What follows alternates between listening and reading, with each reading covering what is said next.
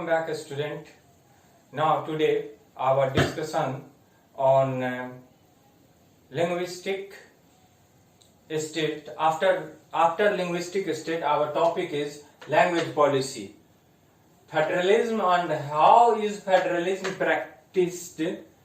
Our discussion continued, and in previous video we already discussed about linguistic state and how linguistic states are formed.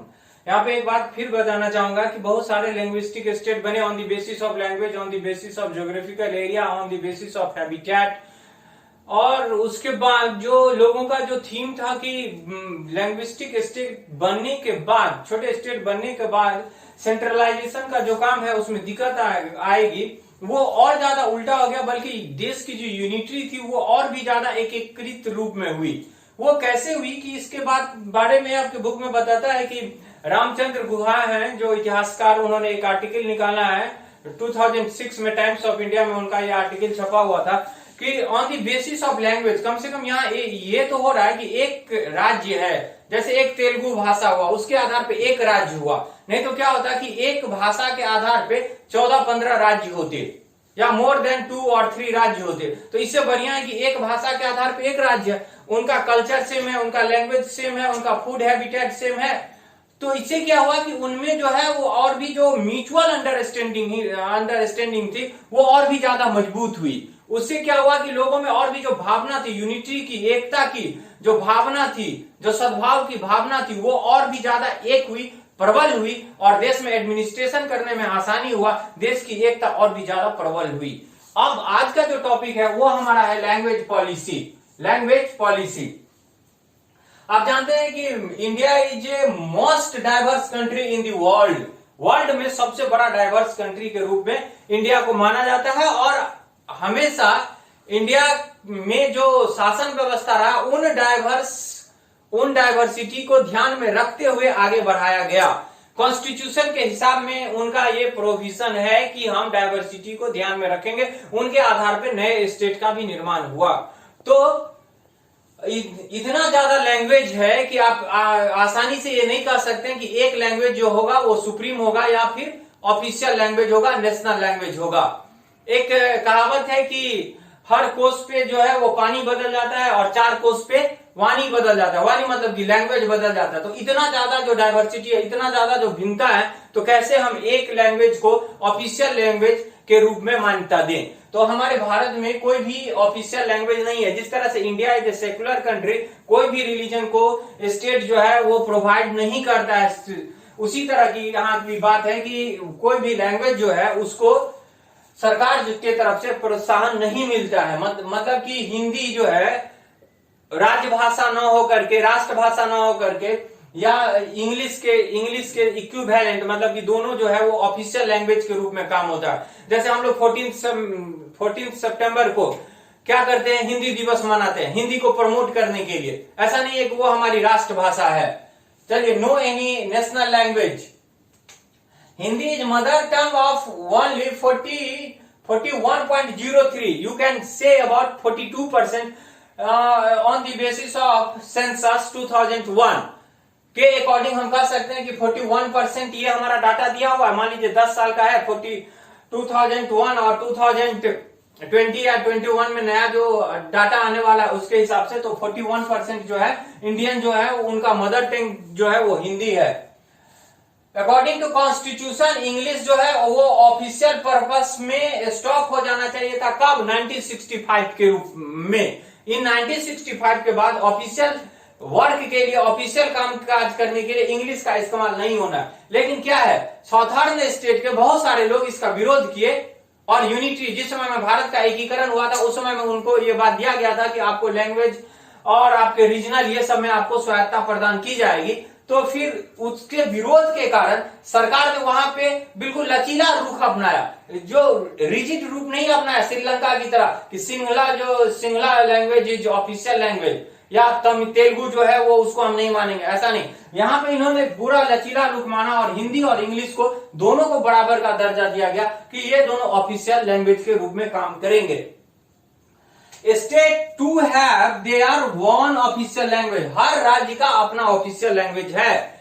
जैसे आप देखे होंगे कि आपने भी पढ़ा होगा तो अपने क्षेत्रीय भाषा में, मैथिली में मान लीजिए, और महाराष्ट्र में मराठी, कन्नड़, तेलुगु, ये सब जो है वो राज्य के क्षेत्रीय भाषा है। तो उनमें क्षेत्रीय भाषा में अभी नई शिक्षा पॉलिसी जो आई है वो उसमें भी ये बात किया गया कि 1 to 5 तक जो लैंग्वेज रहेगा वो क्षेत्रीय भाषा, वर्नाकुलर लैंग्वेज को प्रमोट किया गया है। किस चीज के लिए? यही डायवर्सिटी के लिए। अब यहाँ पे देखिए, promote Hindi means not impose Hindi. सरकार जो है वो हिंदी दिवस मनाती है या और भी जो हिंदी को प्रमोट करती है। इसका मतलब ये नहीं है प्रमोट करने का मतलब कि हम इम्पोज करेंगे हिंदी को वो उस जगह पे भी जहां पे हिंदी बोलने वाले लोग कम है या नहीं है। जैसे तमिलनाडु में हम सरकार के द्वारा ऐसी पॉलिसी ले जाएगी कि अगर आपको याद होगा कि अमित शाह पिछले साल जो था उन्होंने एक स्लोगन था या उनका मैनिफेस्टो में था वन नेशन वन लैंग्वेज, लेकिन साउथर्न स्टेट के लोग इतना ज्यादा विरोध किए कि उनको वो बिल जो है वहीं पे रोकना पड़ा, स्थगित करना पड़ा।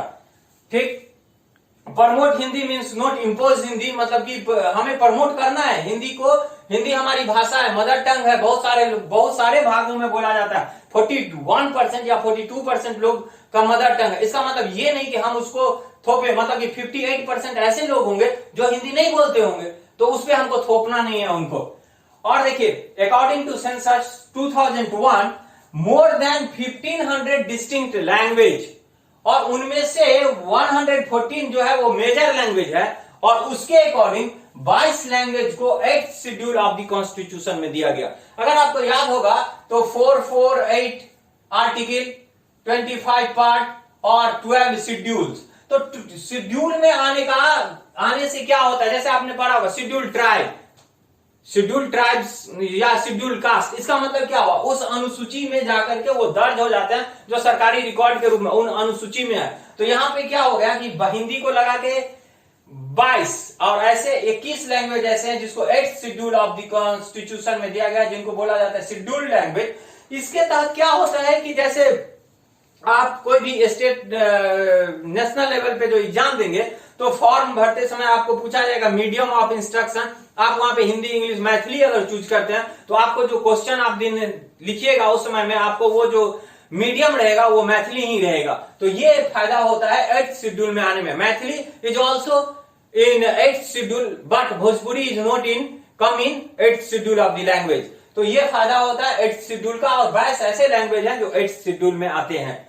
उसके बाद क्या हुआ कि हिंदी बोलने वालों की संख्या कितनी हुई, 41%। अगर हिंदी जो मदर टंग है, जो सेकंड लैंग्वेज के रूप में हिंदी जानते हैं या थर्ड लैंग्वेज के रूप में हिंदी जानते हैं, अगर उन सबको 41% और सेकंड लैंग्वेज और थर्ड लैंग्वेज वाले को अगर हम जोड़ दें, यूनाइट कर दें, तब भी हमारा जो है 50% से कम लोग ही जो है वो हिंदी के जानकार, हिंदी जानने वाले लोग होते हैं। समझ गए बात को? मतलब 50% ऑलमोस्ट ऐसे भी लोग होते हैं जो हिंदी से ताल्लुक नहीं रखते हैं। उसके बाद क्या हुआ, इंग्लिश का देखिए कितना कम, 0.02% इंडियन जो है उनका वो मदर टंग है। लेकिन अगर हम सेकंड लैंग्वेज और थर्ड लैंग्वेज हिंदी बोलने वाले को जोड़ दें तो टोटल कितना होगा, 11%। Only 11% of people knowing English. But अभी एक सर्वे में आप देखा होगा कि वर्ल्ड में सबसे ज्यादा इंग्लिश जो है वो इंडिया में ही बोला जाता है। और एक उदाहरण आप देखिए, आज से 5 साल या 7 साल का उदाहरण लीजिए और दरभंगा के कोई भी बड़े स्कूल या जो मॉडल स्कूल है उसमें एसएसटी जो है वो हिंदी में ही पढ़ाई होता था। बच्चों को ये ऑप्शन था कि आप हिंदी में रख सकते हैं, कोई जरूरी नहीं है इंग्लिश में। लेकिन आज के समय में आप देखिएगा कि हर स्कूल में एसएसटी जो है वो इंग्लिश, उसका मोड ऑफ इंस्ट्रक्शन जो है वो इंग्लिश ही है। बहुत कम ऐसे मिलेंगे जहां पे, तो इतना ज्यादा बदलाव हुआ, इंग्लिश के प्रति लोगों का जो रुझान है वो बढ़ता ही जा रहा है दिन ब दिन। तो इसीलिए ये डाटा आपका दिया, इसमें से आप समझ गए इन सब बातों को, इनमें आपको कोई मतलब इतना ज्यादा डाइवर्स है कि किसी एक लैंग्वेज को हमारे सरकार ने या हमारे गवर्नमेंट ने उसको इम्पोज नहीं किया कि यही ऑफिशियल लैंग्वेज होगा। अगर इस तरह का स्थिति होगा तो ठीक श्रीलंका वाला केस होगा, बहुत सारे राज्य भारत से निकल जाएंगे या राज्य में सिविल वार की तरह, जैसे श्रीलंका में उस तरह देखने को आपको मिलेगा। तो और जो भी डाटा हमने लिया यहाँ पे सेंसस 2001 के हिसाब से ये डाटा लेकर के मैंने इसको बताने का कोशिश किया। ठीक है, तो ये हाउ इज फेडरलिज्म प्रैक्टिस्ड उसमें आता है लिंग्विस्टिक स्टेट, जो हम डिस्कस कर चुके, आज बताया लैंग्वेज पॉलिसी। लैंग्वेज पॉलिसी बहुत ज्यादा जरूरी है, किसी भी देश को सभी के लैंग्वेज का बराबर महत्व होना चाहिए, यह बताता है। और इसके तहत 114 मेजर लैंग्वेज हैं, जबकि 1500 डिस्टिंक्ट लैंग्वेज हैं, और उसको प्रमोट करने के लिए 22 जो ऐसे लैंग्वेज हैं वो 8th schedule of the constitution में फिलहाल रखा गया है।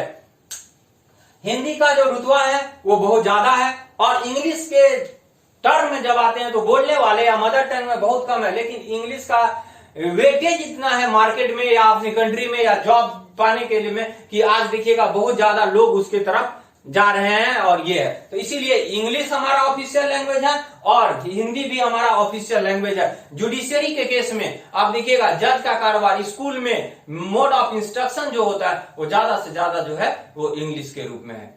ठीक, इसके बाद फिर हमारा जो आएगा सेंटर स्टेट रिलेशन। तो इन तीनों को मतलब कि लिंग्विस्टिक स्टेट, लैंग्वेज पॉलिसी और सेंटर स्टेट रिलेशन, इन तीनों को मिला करके फेडरलिज्म जो है वो काम करता है। Okay, in next video we discuss centre and state relation. Okay, thank you, best of luck.